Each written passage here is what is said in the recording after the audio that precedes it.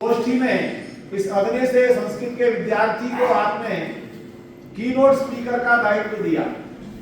अब दायित्व दिया है तो इसको विषय के साथ न्याय करूंगा। देखिए, जो हमारे विद्यार्थीगण बैठे हैं, शोध छात्र भी होंगे, क्योंकि मुझे 2002-03 से लगातार इस महाविद्यालय गोष्ठी में आने का सौभाग्य मिलता है और पिछले कुछ वर्षों से यहाँ बैठने का सौभाग्य मिल रहा है। वैसे तो यही बैठता था, अपना शोध पत्र पढ़ता था, बात करता था।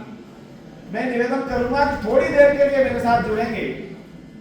हम जिस भारत भूमि में पैदा हुए हैं, वैसे तो विश्व की हर धरा जहां भी मनुष्य है वो चिंतन करता है। मनुष्य चिंतन के बिना नहीं रहता। कारण क्या है? अन्य प्राणियों से अतिरिक्त मनुष्य के पास एक ही जो प्रमुख तत्व है वो है बुद्धि, और उस बुद्धि का विकास करने का अवसर है। उस बुद्धि को चिंतन धारा में ले जाने का अवसर मनुष्य जीवन में है। जब तक ये गोष्ठी प्रारंभ नहीं हो रही थी, हम लोग बाहर थोड़ी देर, जो सूर्य भगवान आ गए, प्रताप आ गया उनका, तो उसका आनंद ले रहे थे। वहां पर चर्चा हो रही थी।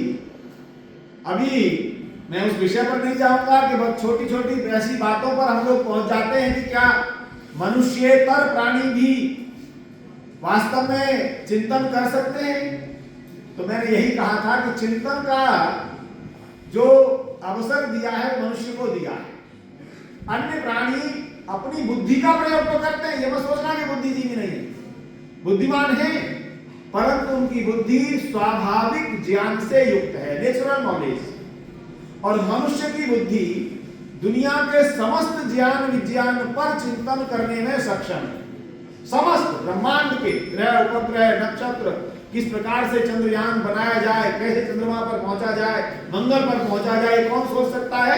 ये मनुष्य। तो यही धरा ऐसे चिंतन की धरा रही है, जिसने 4 वेद दिए, जिसने एकादश उपनिषद दिए, जिसने षड दर्शन दिए, जिसने ब्राह्मण ग्रंथ दिए, जिसने आरण्य ग्रंथ दिए, जिसने स्मृति शास्त्र दिया, जिसने कथा साहित्य दिया, नीति संग्रहों की अनेक बड़ी श्रृंखला, चाणक्य नीति, विदुर नीति, शुक्र नीति, ऐसी बड़ी श्रृंखला जिस धरा ने दी, वो धरा के जो विद्वान है ना, वो विद्वान किसी बड़े विश्वविद्यालय के कुलपति बनकर के विज्ञान नहीं दे रहे, किसी बड़े पद पर जाकर के चिंतन नहीं दे रहे, अपितु जिस प्रकार से एक लोक भाषा में 1451 में जन्मा बालक जो 7 वर्ष की आयु तक मौन रहा, आप सोचिए कैसी परमात्मा की व्यवस्था।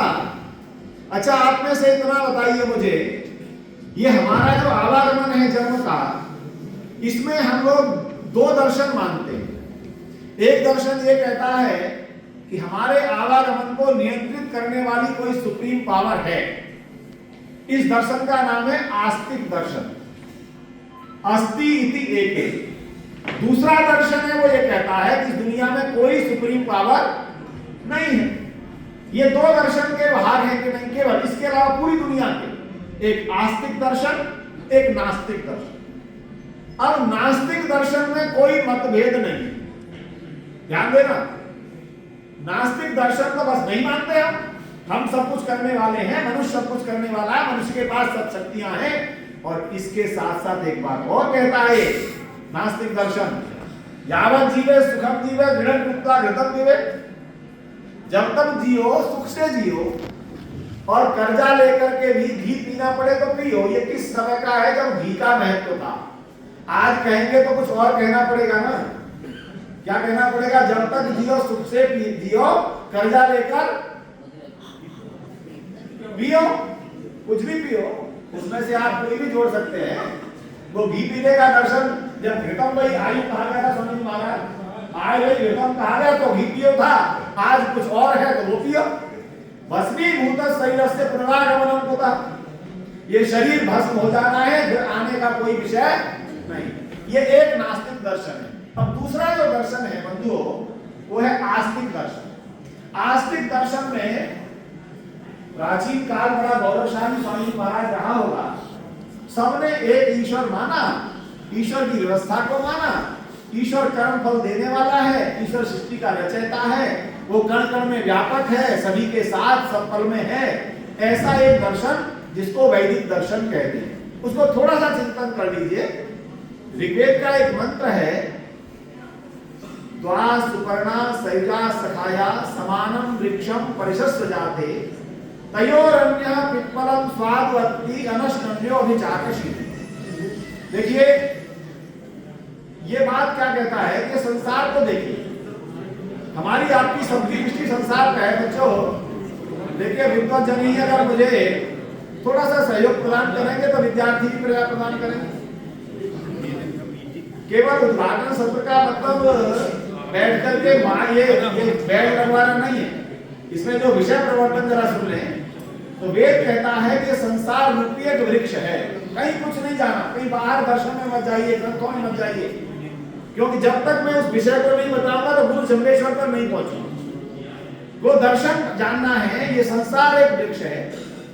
इस वृक्ष पर वर्तमान में आप देख रहे हैं नई प्रजातियां बन रही हैं। एक ही वृक्ष में मीठा फल भी है और कड़वा फल भी है।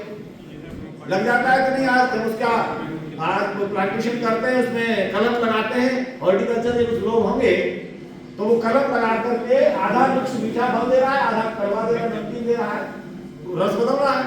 तो मैं उसी समय की बात कर रहा हूं कि संसार रूपी वृक्ष में एक फल मीठा देने वाला है और एक कड़वा देने वाला। दोनों प्रकार के फल उस वृक्ष पर लगते हैं, जिनको हम कहते हैं सुख और दुख। सुख से सबको प्रेम है, दुख से किसी को प्रेम नहीं। उस वृक्ष पर दो पक्षी बैठे हैं, दो पक्षी हैं। एक पक्षी वृक्ष पर लगने वाले फलों का सेवन करता है और दूसरा पक्षी अनशनम अविचाकशीति, बिना भोजन करते हुए, बिना फल का स्वाद लेते हुए वो दृष्टा मात्र बन करके रहता है। ये समझ में आ रहा है हमको विद्यार्थियों, प्रिय विद्यार्थियों? संसार रूपी वृक्ष एक पक्षी है जीवात्मा, हम और आप सब जीवात्मा हैं। इस संसार रूपी वृक्ष के मीठे कड़वे फलों का भोग कर रहे हैं। मीठे फल मिलते हैं अर्थात सुख प्राप्त होता है, इंद्रियों को अनुकूलता होती है तो हमें अच्छा लगता है। मुझे माला पहनाई जा रही थी, बड़ा अच्छा लग रहा था, लेकिन नेता बन जाऊं, कोई जूता मार दे तो बड़ा बुरा लगता है। बनना नहीं है नेता इस जन्म में, लेकिन जब कोई अपशब्द कहता है तो बुरा लगता है। तो ये दुख और सुख दो प्रकार का फल है। इसका सेवन करने वाला कौन है? वो जीवात्मा। और दूसरा जो पक्षी है जिसे भारतीय दर्शन कहता है कि वो कभी फल का सेवन नहीं करता, वो कौन है? बोल दो जरा विद्यार्थियों, कौन है वो? अरे आप लोग इन्वॉल्व नहीं होंगे तो ये मुख्य वक्ता क्या करेगा, है ना?